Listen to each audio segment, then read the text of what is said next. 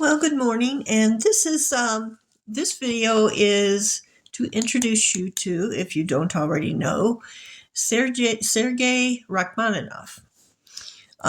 He was a Russian composer and very, very famous pianist, one of the finest pianists of his day.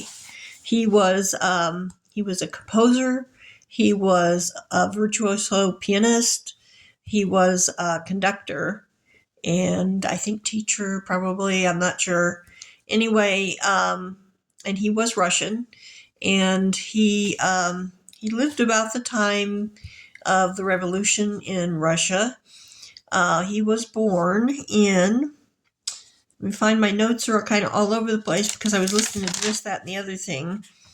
He was born April 1st, 1873 in Staraya, Russia.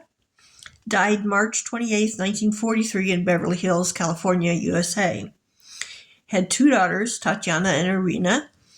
The interesting thing about Rachmaninoff is that he is one of the famous classical piano composers that people do play and revere. But he lived at a time when he could record himself. So I will include links, and you can actually see and hear Rachmaninoff playing his own music. And that's something we don't have with Tchaikovsky and Beethoven and some of these others that lived way back when. But he was in a time where they were starting to record things. And I was listening to this, and I was very impressed today.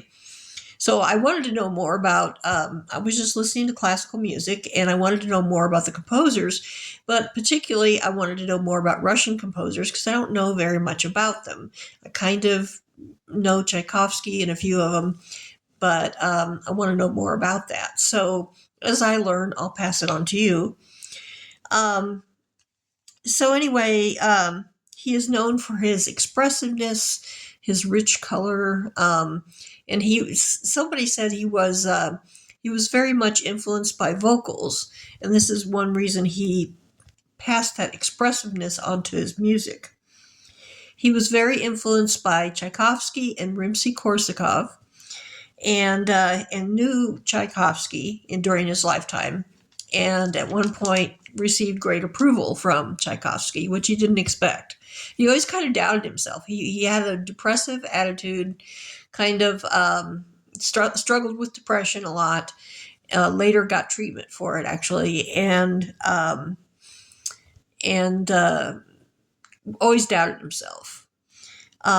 He did compose Symphony Number 1, and it flopped. It flopped pretty bad. And he was he went into a funk after that. And finally, later he came up with a second symphony, I think piano concertos, that did go fantastic. But, he was just sort of taken aback by not having success. One of his pieces is my very favorite. It is a rhapsody on a theme of Paganini, A minor, Opus 43, Variation number 18, and it was used in the movie Somewhere in Time. So if you've ever seen that movie, it was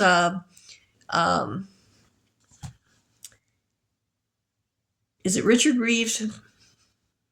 I'm thinking. I know his last name was Reeves. I can't think of his first name. My gosh. Anyway, I think it was Richard Reeves. But it was a beautiful movie. It was a love story, and it was kind of a science fiction type of a love story, a little bit, and took place up at the Grand Mackinac Hotel.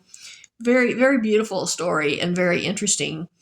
But it had some beautiful music. Now, the theme to Somewhere in Time is gorgeous in itself and is a lot of times played as a piano piece. But this particular one was the theme for this woman that he was in love with.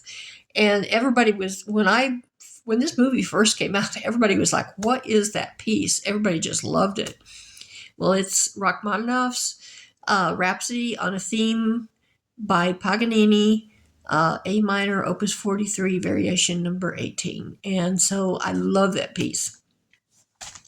Um, anyway, sorry, Rachmaninoff kind of fled his country because of political reasons. At one point, the communists seized his estate and things like that. It was about the time that they were having a lot of political change in Russia, and the communist takeover and that type of thing. And so he did go to Dresden, Germany, from 1906 to 1909, and then he went on a Scandinavian tour as well, kind of to get him out of the country. He did conduct the Bolshoi Theater from before going to Germany. He conducted the Bolshoi Theater from 1904 to 1906. And then later in life, he did come to the United States. And so this is glossing over quite a bit because there's just so much about him. And he was highly influenced by a pianist named Vladimir Horowitz, too, in the United States, and Stravinsky as well. So anyway, he's very, very interesting, beautiful music. I mean, amazing piano music. I think he conducted orchestra as well. But anyway, that's just very brief, glossing over a whole bunch of things. But really, I will put a link that tells about his life, and then some links that you can actually hear him playing, which is very interesting. And I hope you enjoy it.